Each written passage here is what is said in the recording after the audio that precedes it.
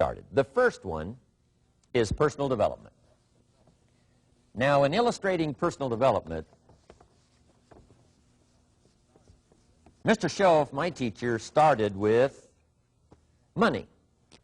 You know, money's not the only place to start in talking personal development, but it's where he started, so let me share the thoughts he shared with me back then. Let me share them with you. Here's the best lesson I can give you on economics. It's very simple. We get paid for bringing value to the marketplace. That's about as simple as I can put economics. We get paid for bringing value to the marketplace. Now, it takes time to bring value to the marketplace. However, we do not get paid for time, so we cross that out. Mistakenly, the man says, I'm making about $20 for an hour. Not true. If that was true, you could just stay home, right, and have them send your money. So that's not true. We don't get paid for time. We get paid for value brought to the marketplace. Now, since that's true, here's one of the key questions of my talk to you today. Is it possible to become twice as valuable to the marketplace and make twice as much money in the same time? Is that possible? The answer is yes. Could you become 3 times as valuable as you might be right now to the marketplace and make 3 times as much money in the same time? And the answer is yes. 5 times, 10 times? Of course. America is unique. It's a ladder to climb. It starts down here, let's say, at $5 an hour, and it keeps going up. Top income last year, $80 million. The guy who runs Coca-Cola. Now, that's a heck of a ladder. That's why everybody wants to come here, right? The boat people are not headed for Vietnam. People haven't plotted and schemed for 50 years saying if I could just get to Poland, everything would be okay. Not true. Everybody wants to come to America. And the reason is because we've got the best wind ever blowing in our favor. We've got the best economic opportunity anybody's had in 6,500 years. And all you have to do is understand it and take advantage of it. Now, there's some key questions to ask here. Why would the marketplace pay someone only $5 an hour? Very simple answer. They're not very valuable to the marketplace.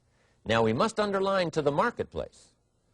This person might be a very valuable brother, yes. Member of the family, valuable, yes. Valuable member of the church, of course. Valuable citizen of the country, yes. Valuable in the sight of God, no doubt. We're all of equal value in the sight of God. But if you're not very valuable to the marketplace, you don't get much money. You say, well, it shouldn't be that way. Well, then you've got to start your own country. You know, this one's been in process for 200 years, and this is the best we've been able to come up with so far. But here's the key. You don't have to stay here. Now, there was a big debate in Congress last year that this $5 was not enough, should be 6, should be 6, should be 6. But we don't need legislation. 6 is already on this ladder. The next step up. You know, if you work for McDonald's, they'll pay you $5 an hour to take out the trash. If you whistle while you take out the trash, they'll pay you $6 an hour. So we don't need that legislation. You just need to take lessons on how to whistle. Have a good attitude. Now, as you begin to climb this ladder, why would the marketplace pay some people $50 an hour? Answer, evidently, they must be more valuable to the marketplace. 10 times more valuable. And is that possible for someone to be 10 times more valuable and earn $50 an hour instead of 5? And the answer is yes. That's what America is all about. Now, why would the marketplace pay some people $500 an hour? Evidently, this person must be much more valuable to the marketplace. That's what's important to understand, to the marketplace. And would the marketplace pay one person $80 million for 1 year's work? And the answer is, of course. If you helped a company make $1 billion, would they pay you $80 million? I'm telling you, it is possible. And that's why America is so exciting. That's why this financial ladder is so exciting. It's possible for all of this to come true for all of you, no matter where you start. As a student in school, just getting started out there in the workplace, This is all possible for you. Now, Mr. Schoaf gave me the clue on how to climb this ladder as high as I wanted to climb. Now, we're talking primarily economics here. There's a lot of other ways to become valuable to your family, valuable to your friends, valuable to the community, valuable to the team, right? Valuable to the team effort, valuable to the concert. But here's what he said to me.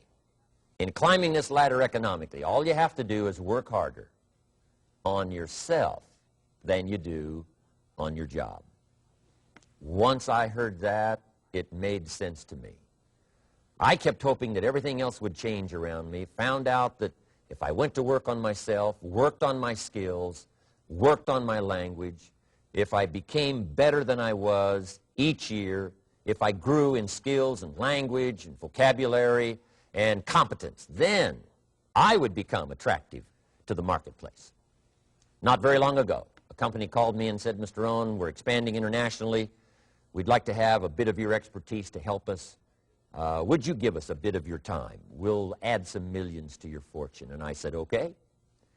And I thought later, isn't that interesting they would call me? Then my second thought was, of course they'd call me. Who else would they call? I can get the job done. Now, what a contrast for me, farm boy from Idaho, raised in obscurity, parents of modest means, broke when I was 25. How come I would get a telephone call and someone offer me a lot of money to help them in expanding around the world? Simple answer, evidently. Something happened to me between age 25 and where I am today. And I can tell you where it all started. From my teacher, Mr. Schoaf, who said to me, we don't have to change what's going on out there. That's the wind that's blowing.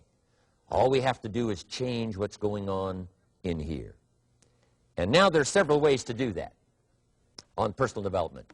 And let me give you those ways. Here's the first one. We must learn from personal experience. Pretty simple. Learn from what happens to you. Take a look back over the last few months. Did you make some mistakes? How could you correct those for the future? Take a look back over the last year. Have you done it right or done it wrong? Let's correct it for the next year. Learn from your personal experience. Mr. Schoaf asked me when I first met him, he said, Mr. Rohn, how are you doing? You've been out there now 6 years. And I said, I'm not doing very well. He said, I suggest you not do that anymore. What a simple, swift analysis to my situation. He said, if you keep doing it, the next 6 years will be like the last 6. You don't want that to happen. Let's make the changes. So learn from your personal experience. Now, here's number 2, why I came to share this video experience with you today. And that, I call it OPE, other people's experiences. That's me, other people. That's your teacher, other people. That's your friends and colleagues, other people. The people you meet that can pass along to you their experiences, what's happened to them, the mistakes they made, how they corrected them, how they changed their health and changed their bank account and changed their income and changed their future. That's it, other people. Now, there's 2 kinds of people to learn from. One is failures. It's too bad failures don't give seminars, right? That would be valuable. Bring your notebook. Have them tell you how they lost it all and threw it all away, threw their health away and threw their friendships away and things didn't work out well. That would be valuable. But now then we must also learn from positive, people that have done well. They've got the health, and so we ask them, how did you become so healthy? They've got the skills, so we ask them, how did you become this skillful?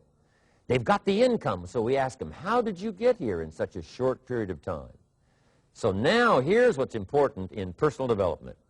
In learning from other people, we learn, number 1, by observation. We learn what we see. We watch people that are successful in what they do. In sports, we watch their disciplines. In business, we watch their disciplines. By observation, what we can see. The reason I created this video is something that you could see someone's experiences translated for you. Second, we learn by what we hear. I've got some of my lectures on cassette tapes, so you can take them with you wherever you go and learn by listening.